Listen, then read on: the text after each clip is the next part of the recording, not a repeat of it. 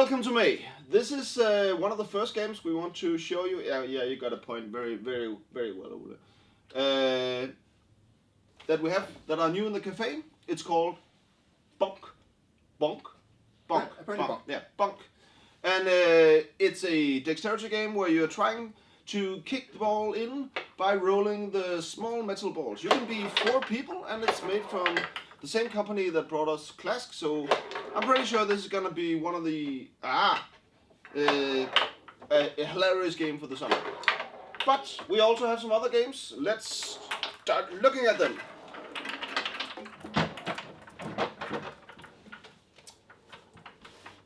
So, what do we got, Ole? We have the quest for El Dorado. From Dr. Knizia. It is, and it's a deck building game. Quite nice, quite simple, and a good introduction to deck building. And it has this very pretty little hat that will let you be the start player. Also good for families, and I think it was nominated for the Spiel this year. It was. This game was not. It's called Pick a Dog, and it's about grabbing things that are dogs with small glasses and other stuff very fast. So, pattern recognition? Yes. Cool. Then we have Zerz, a game in the GIF project by Chris Burm. I assume he's German. And it has these nice balls that you want to collect and put in patterns, and apart from that, I don't really know, but it's very pretty. So a pretty game with balls. Here we have That's a Question by Vlada Schwartil. You probably know him from Codenames. This is like a social game where you ask things like, so what would you rather miss went extinct? Pizzas or mountains? I don't know if that can be extinct, but anyway, so everybody guesses what the person would answer, and you see what happens. It's all also pretty, and yeah, pretty easy to get into.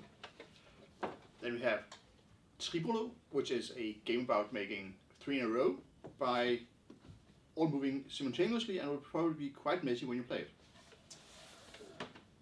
So, enjoying these summer sunsets, we have a game just about that, actually, about finding picturesque things to paint. So, I would say that this is the first time I've ever seen a theme with this. You're trying to travel to these very beautiful cards to make pictures, and you are these small painter dudes and dudettes trying to do so. Very calm. I'm looking quite forward to play this one. We have, this way, The Rose King, a game about the War of the Roses, 2-player game. Looks quite abstracty, and by Dirk Hen. So yeah, probably.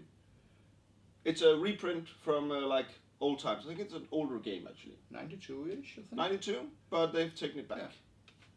And it has grid movement. The best card game you ever play by Leo Colavini. I seriously doubt it, but it do have colorful cards.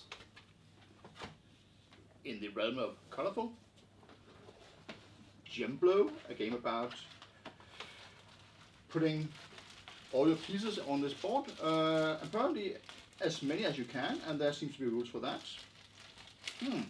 With distance and stuff. Oh, looks pretty. Star Trek collectible dice game, a game that was donated to the cafe by Andreas. I have no idea what this is about, but I mean, come on, there's dice in it, and it has an expansion with the Borg. The Borg probably have like a cube. Cubes. Yeah, well. Yeah, so come try that out. We also have Map-It, which is, this is the US version about knowing which US cities are north or east or south or west of each other.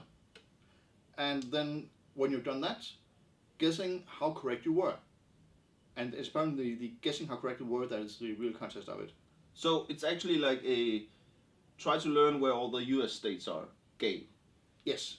Is Miami east or west of New York, for instance? Miami is definitely South. East or west? I don't know. I mean, that's like more. Okay, well. Okay, I will need to try this game. So I had Star Trek before. Of course, we need Star Wars games, and sometimes we go on the huge, vast piles of weirdos that's on the internet. At this time, eBay, we found a game from '77 about. Well, so you're trying to infiltrate the Death Star, which is this colorful, very pretty thing, and you have all these cardboard, and there is a spinner with R2-D2. It is not a very good game, but it is Star Wars, and it's an oldie. Then we have Ark. Then we have Ark. Yeah, we have Statecraft, which comes in this box, which is not big enough for the expansions, but it looks pretty, like this. Good. And yeah, the political card game, it says on the front, and yeah, it's probably interesting at least. Linear, where you are putting your bamboo, yes, bamboo is included in this game, out, and you are putting your small wooden pieces, and the opponent also have wooden pieces, and you're moving them about, trying to win. That's basically what I know, but it has bamboo. And work of art and game, it says. Ooh. And then we have Skibe. And Skibe is, yeah, Danish for ships. And it is about ships, about Eric Rouet trying to... Vikings. Vikings, yes. Trying to get you to Greenland and do stuff. Majority Rules, which is a quiz game about political questions. Or about, no, about guessing what the other things will do. About guessing what other people would do. Who's most likely to have a criminal gang in their tail? Okay, it's not a quiz game at all. It's like a party game. There you go.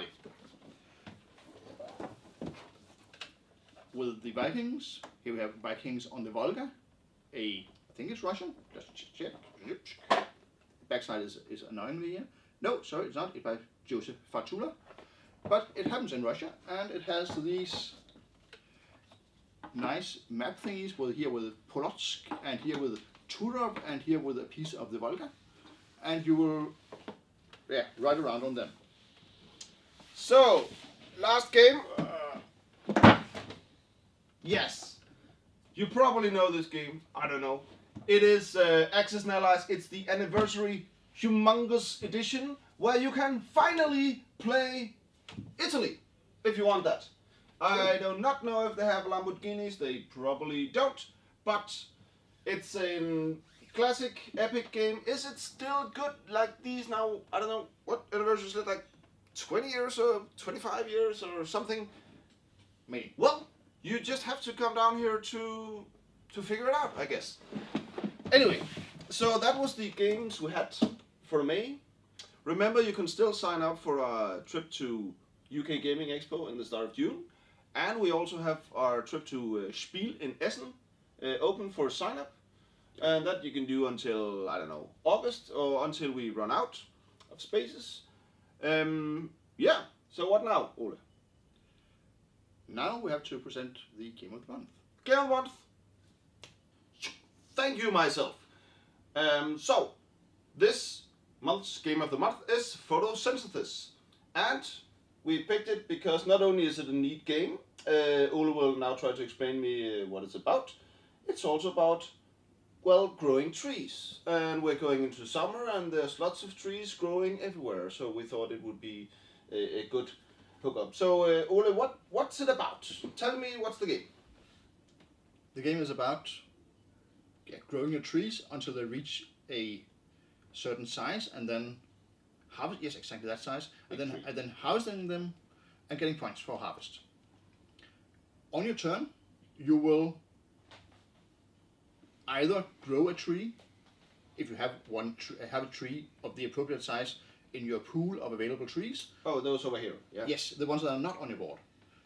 Or you will spread your seeds, if you have any seeds in your pool, and each player has their own seeds according to their own tree, and that's about it. Or you will buy trees or seeds from your board onto your available pool.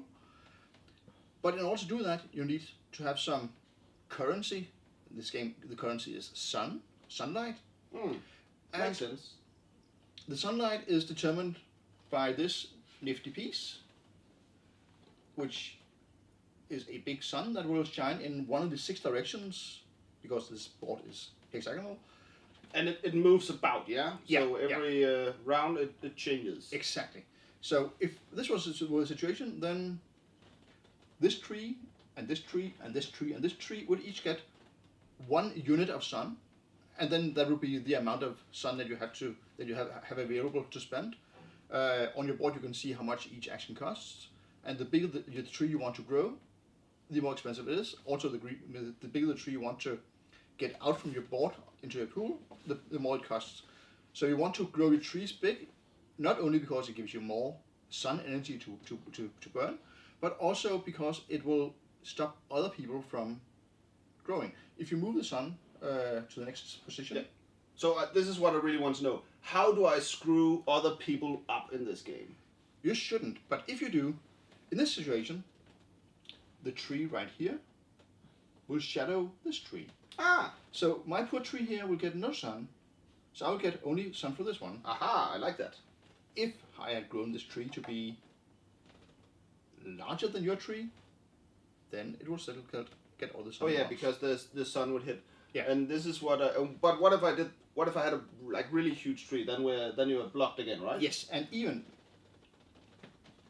the shadow of huge trees goes a huge distance. Huge shadows. Yes, and that's a game. It will go for a number of sun circuits depending on whether you play the ordinary rules or the advanced rules. So that's either 3 or 4. The 4th sun is somewhere, and you will get points according to how big your big tree, where your big tree is when you harvest it. So if we look at the player board here, Yes. So this explains a bit where you get the points from and stuff like that. When you get your sun in the beginning of each round, you will show it over here. You have a small sun marker. I had it here, like this. Ah, Well, you turned off the sun, man. we have more. The numbers here are what it costs to purchase each of these trees or seeds. And down here in the bottom you'll see what it costs to grow your tree and harvest it. And in the bottom it shows you that if you want to spread the seed, then the larger a tree is, the further it can throw the seed. Ah. So large trees are good. So in this game, size matters. So basically everything is actually also explained on this small player board, which I really like. It's a neat feature. It's very nice, yes, and it's pretty. Yeah, okay, well, that seems like a pretty easy game to know. I mean, what do you think? Can you play this with like 6-year-olds, 8-year-olds? Anyone? Can anyone play this? 8-year-olds that have learned that they will not always win, yes, you can play it with them. Cool. So that's the game of the month. I would just finish to say that because we have bought a lot of these games, we have it on offer the entire of May. For normally it's 369, I think, but then it's like down to 233 kronas if you have like a membership. That is damn cheap for such a big game. Or if you just want to try it, well, come down. It's free on the Game of the Month shelf all May. Yeah. Well, that's about it. See you next bus. Bye bye.